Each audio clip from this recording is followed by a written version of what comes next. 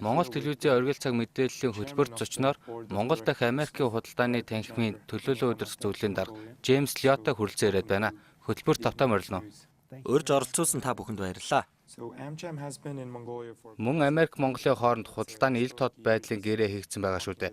Тэгэхээр Америкийн нэгдсэн улсын бизнес эрхлэгчид, хувийн хвшлийн аж ахуйн нэгжүүд, хоёр орны хооронд шинээр байгуулагдсан ил тод байдлын гэрээтэй холбоотой ямар хандлага, уур амьсгалтай байна вэ?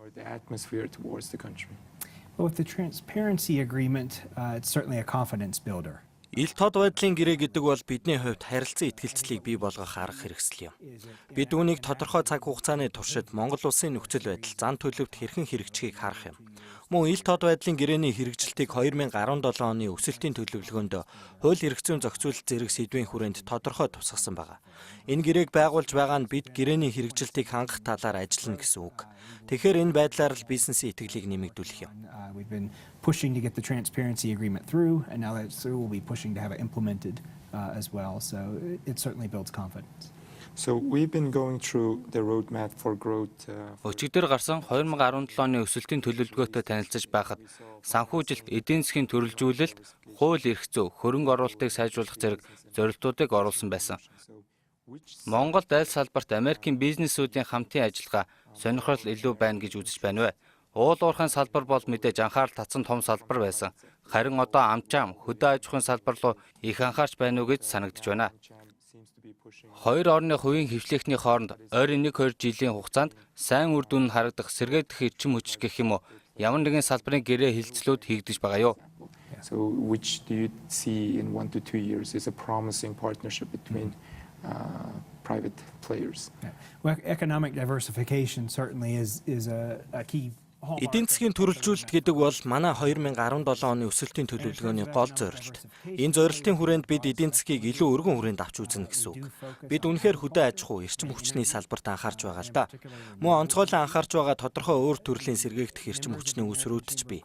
Монгол дахь ам чамын гишүүд, Америкийн компаниуд хувийн хвшлийг олон улсад өрсөлдөхүйц болгож чадах систем нэвтрүүлэлт, түгээлт, нийлүүлэлт зэргийн хувьд маш сайн технологитой. Бизнесүүд олон улсад өрсөлдөхүйц болоод ирэхээр хөрөнгө оруулалтыг татаж эхэлдэг. Хүмүүс сүүлийн үеийн технологи, тоног төхөөрөмжийг дэлхийн хэмжээний компани гэж ойлгодог шүү дээ. Өөр бас нэг зүйл бол Монголд Америкийн франчайзын улам нэмэгдэж байгааг та бүхэн харж байгаа бах. Үүнд KFC, Pizza Hut, Hard Rock Cafe, Ramada, Best Western гэд олон франчайзинг нэрлэж болно. Тиймээс бид зарим гишүүдэд 6 сард Нью-Йорк хотод болох франчайзингийн үзэсгэлэнд урьж авч явахаар төлөвлөж байна. Энэ үеэр бид гишүүддээ бусад франчайзингийн бизнесийн боломжуудтай танилцахад нь туслах юм.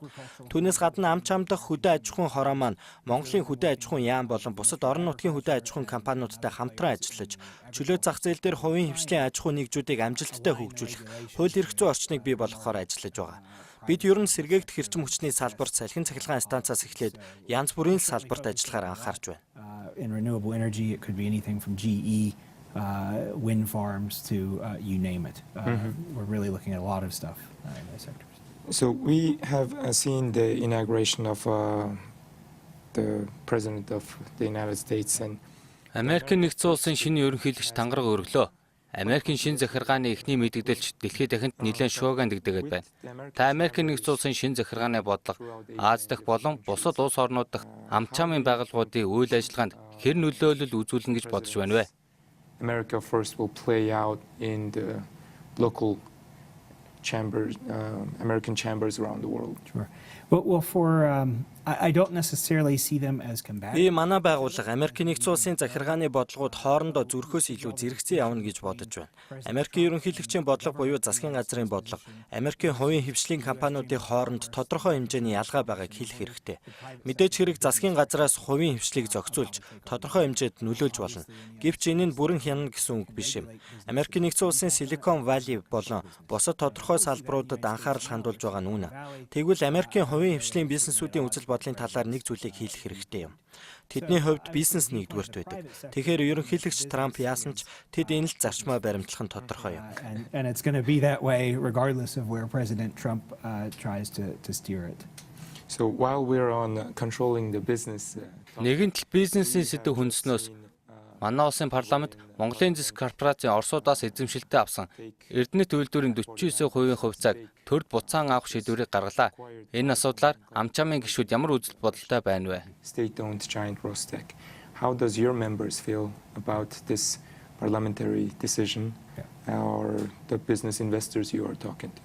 Well, the American Chamber of Commerce in Mongolia, we don't have a particular view on it. Манай байгууллагын хувьд яг хэний зөв, буруу тал дээр дүгнэлт хийхгүй. Бид харин үүнийг хуулийн засаглал, гэрээ контракт зэрэг зүйлсийн өнцгөөс нь хардаг.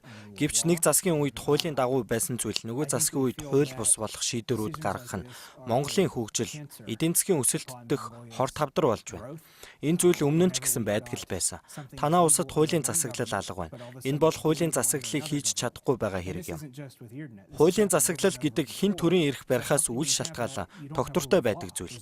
Харин одоо Монголд хуулийн засаглал бус намын засаглал байна. Үүнийг л өөрчлөхгүй бол бидний юу хийхээс шалтгааллахгүй ижил үр дүнд л аваачих зүйл юм. Энэ зүйл л бидний өөрчлөгдөөсэй гэж хүсэж байгаа зүйл байна да. And the way we act, we're going to always continue to get the same thing, and that's what we have now, and that's not good enough for Mongolia. We deserve better. So my last question on the general economic. Сүүлийн асуулт маань Монгол улсын эдийн засгийн ерөнхий байдалтай холбоотой. Олон улсын валютын сан болон Монголын засгийн газар энэ асуудлыг бараг хэлэлцэж дуусч байна. Олон улсын валютын сан хамтран ажиллах засгийн газруудад тодорхой шаардлагуудыг тавьдаг. Та энэ хэлэлцээрийг Монгол улсын засгийн газар эдийн засгийн аврах зөв арга зам гэж үзэж байна уу? Мөн энэ асуудалтай холбоотой эдийн засагт ямар томоохон хүндрэл бэрхшээл үүсэх бол? And where do you see the biggest hurdle moving forward? What is the hurdle to growth at this point? Бидний зүгээс Монгол улсын эдийн засгийг хурдан сэргийж зөв замдаа ороосоо гэж хүсэж байна. Одоогоор бидэнд ажиглагдаж байгаа зүйл бол бид хаана хүрчээд байна. Яагаад ингэчхэв гэдэг дүгнэлт шинжилгээ хит их яваад байх шиг байна. Монгол улс энийг шүүмжлэлээ болж эдийн засгаа зөв замд нь оруулах алхмуудыг бодитоогоор хийж эхлэх хэрэгтэй.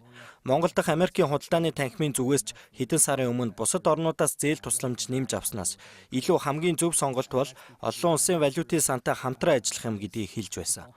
Хэдий олон улсын валютын сангийн шаардлагыг биелүүлэхэд амаргүй ч энэ байгууллага танай улсад ил тод байдлын реформыг хийж хууль эрх зүйн орчныг давхар сайжруулахад туслана.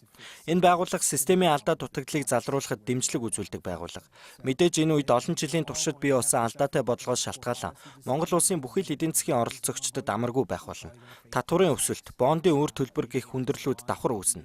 Гэхдээ л бодит байдал дээр олон улсын валютын сангийн хөтөлбөрийн дүнд нөхцөл байдал сайжирсан байх болно. Тиймээс үүнийг хийх л хэрэгтэй. Миний зүгээс сангийн яам, олон улсын валютын сан хувийн хвшлийнхэнтэйгээ тодорхой сайн харьцан хамтран ажиллана гэдэгт найдаж байгаа. Энэ ажлыг хариуцсан хүмүүс байна. Тэгэхээр хэрэгжүүлж эхлэх л хэрэгтэй. Цаг гарган ирсэн танд баярлалаа. Баярлалаа.